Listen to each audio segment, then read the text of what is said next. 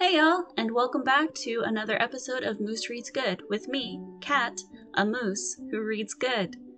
This week, we are reading a fic from Star Wars. It is titled Perfect Patch of Sunlight by AngelQueen over on AO3, and the tags are what initially drew me into it. So we have Fluff and Crack, character gets turned into a cat. It's Anakin, and he takes full advantage of it. Obi-Wan stands no chance. Now, if that doesn't pique your interest, I don't know what to tell you. So we're going to start out with the summary and then the notes that are actually at the end of the chapter, but I'm going to read first, and then we will get into it. So, here we go. Summary.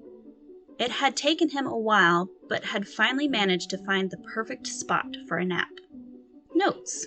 So I've always wanted to write my own version of Anakin gets turned into a cat.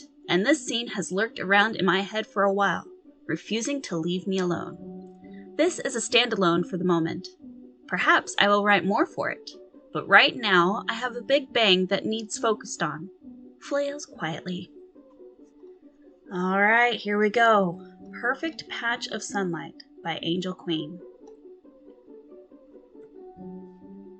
It had taken him a while, but had finally managed to find the perfect spot for a nap. Just the right amount of softness beneath his feline body. Just the right amount of sunlight pouring in through the windows. Anakin felt perfectly warm and content, and let out a purr of satisfaction before drowsing off. Anakin? His body tensed, and he opened a single eye to acknowledge the voice of Obi-Wan. His former master stood a few steps away, staring down at him with a stern expression on his face. Wow! Obi-Wan raised an eyebrow, and then sighed. If you don't mind, we have business to conduct. We? He opened his other eye and stared past Obi-Wan. Several members of the Jedi Council were gathered behind him, all looking in his direction. As he glanced around the council chamber, Anakin could also see that the council members who were absent from the temple had already opened their communication channels and were present as holograms. Even though the Jedi Master was still several sectors away, Anakin could feel Master Windu's unimpressed glare. He ignored it with the ease of having done so for years. Letting out a yawn, Anakin slowly gathered his legs under him, stretching his muscles before he carefully jumped down off of Obi-Wan's council seat.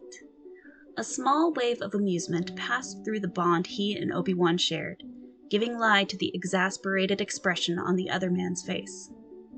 Thank you, Anakin, he said. Perhaps you should return to your rooms if you wish to rest. Rest in his rooms? No way. He'd already tried that. It was too cold there, and little to no real sunlight. Obi-Wan stepped past him, moving toward his chair while the rest of the council did the same.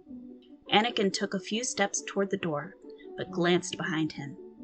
When Obi-Wan had settled into his chair, he turned sharply on the marble floor and darted toward him. A quick leap, and Anakin landed in Obi-Wan's lap, and very gracefully, if he said so himself. He hadn't even needed to extend his claws into Obi-Wan's trouser fabric to secure his footing. Obi-Wan sputtered a surprised protest, but Anakin paid him no heed, instead settling back down and curling up on Obi-Wan's legs.